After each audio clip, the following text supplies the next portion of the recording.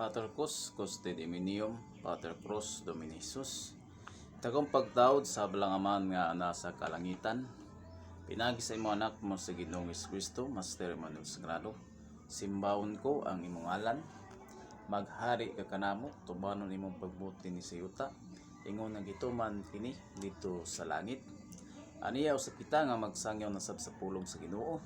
Mabasa nato sa Mateo Kapitulo 12, versikulo 18, nga ang Diyos nang ingon, aniya nga akong ipili nga sulugon nga akong gigugma, o gikahimot-an kaniya, kunsaron ko ang akong espiritu o gisangyaw ang akong kabubuton ngadto sa tanang katawan.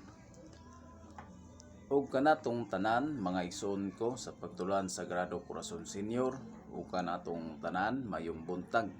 Una sa tanan, magpasalamat kita sa Dios nga gibuhat ni ini pinagi sa pagsangyaw sa pulong sa Dios. O kanatong mag-isuon sa pagtulan sa Sagrado Corazon Senior, kitang tanan mag-isuon doon na kita yung mga dibisyon nga gipasangon sa Dios nga ni kanato. Isip kami nga usa ka Sagrado Corazon Senior Devotionist sa pagtulunan. Ang among division mag-isuon usa ka warrior, Eagle Fighter Squad, World Soldier of Christ. Ang dibisyon namo may suon, dili usab kini mabuhat sa uban. Ang dibisyon namo isip usa ka mandasyon sa Ginoo, mo ang pagsangyaw sa pulong sa Ginoo. Og dili nato katingalaan mangison nga sa tong pagsangyaw sa pulong sa Ginoo, dili nato malikayan, adunay motamay usab, adunay magbalabugal, adunay usab nga dili mo dawat nga ni kanato. Dapat maigsoon atong andamon natong lingon nga ato kinidawaton. Kay dili man malikayan maigsoon nga dagan gayud dautan sa kalibutan. Balik-balikon kung magisuon sa tong pagsunod nini sa espiritual ta maigsoon di tanang katawanon.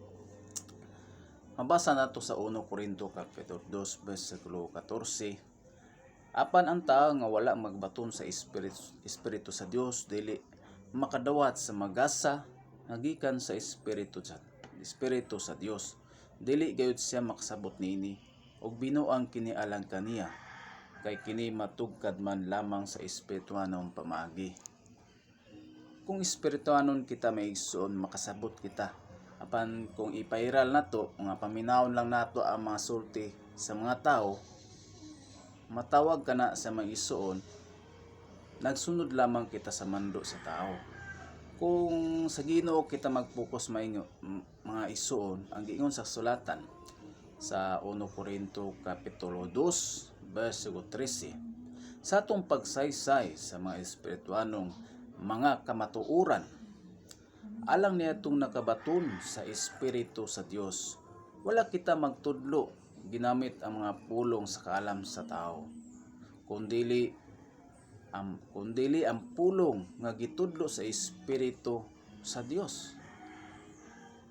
Mao kana ang importante maigsuon sa atong pagsunod sa kamatuoran, dili sa kaalam sa tao, kundili kaalam magitudlo sa espiritu. Kung mga isuon, kung kita isip usa ka Sagrado Corazon Senior, dapat moduol kita sa kahayag isuon. Di ta moduol sa anang mga pagsulay sa tong kinabuhi. Og mabasa nato sa kasulatan maigsoon sa 1 Kapitulo 3, versikulo 21 nga naingon, apan ang magbuhat sumala sa kamatuoran moduol sa kahayag, aron makita nga nagmatinumanon siya sa Dios. Bulan gani katong gitamay o gibugal-bugalan tungod sa imong pagsunod sa Ginoo. Angay kita maglipay may isuon. Akong balik-balikon may isuon nga kung anak ka nato ang espiritu sa Ginoo, andam ka mudawat niini. Kay kini atong gibuhat espiritual, dili katawanon. Kay kaaway sa Ginoo ang tawo nga kanunay nag-ununa sa mga butang nga katawhanon og sa makiniya nga dili siya makapahimuot dinhi. Unsaon nato nga makapahimuot ang Ginoo maigsuon? Mobuhat kita sa mga gimbuhaton nga makapahimuot sa Ginoo mo ang pagsangyaw sa pulong niya sa tibuok katawan. Tibuok ni igsuon kani atong pagsangyaw maigsuon sa tibuok katawan. Nga aron nagiingon dia sa isangya akong pangalan nga mao ang isiis Sagrado Corazon Senior. Busa mabasa nato sa sulatan migsuon Mateo kapitulo 5 verso 11. Bulan kamo kun baby ayon ug dogdogon sa mga tao ug butang-butangan sa tanang matang sa kadautan. Ingon ana mangisuon, dapat atong dawaton sa atong kasing-kasing nga walay pagtulon-an igsuon. Nga wala gitamay, tanan gitamay. Sa matag-tag sa kanato ato lang dawaton sa atong kasing kung kita wala nagbuhat og dautan. Kita maigsoon pinasubay usab kita pinaagi niini kay wala kita nagsunod sa kaalam lamang sa tao kun dili sa Ginoo. Hinaut unta sa tanang mga sagado ko senior inyo untang masabtan nga dapat hinluan ta atong kuglingon. Dili nato paminawon ang uban maigsoon. Fokus ta sa Ginoo igsoon. Nga masabtan ninyo ang kung kamo nga sama nga ni kanako nga nagsangyaw sa pulong sa Ginoo. Sulay ninyo maigsoon pagsangyaw. Inyo kini masabtan. Og basahan ninyo ang kasulatan.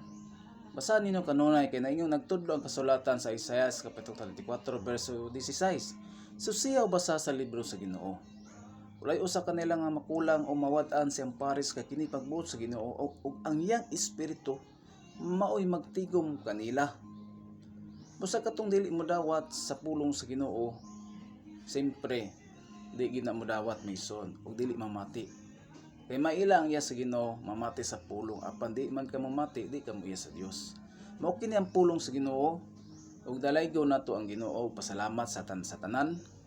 Pinagi sa iyang gam og himaya hantod sa kanturan og magpasalamat ako kanunay sa akong mga igsoon nga kanunay nagsuporta sa among pagsangyaw sa pulong sa Ginoo.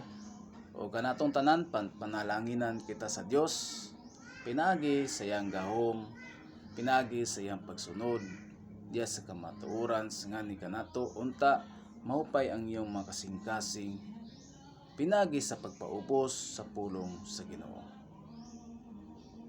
Pinagi sa iyang gam og himaya hantod sa kanturan. Himaya samahan sa Anak ug sa Espiritu Santo. Salamat, Maiso.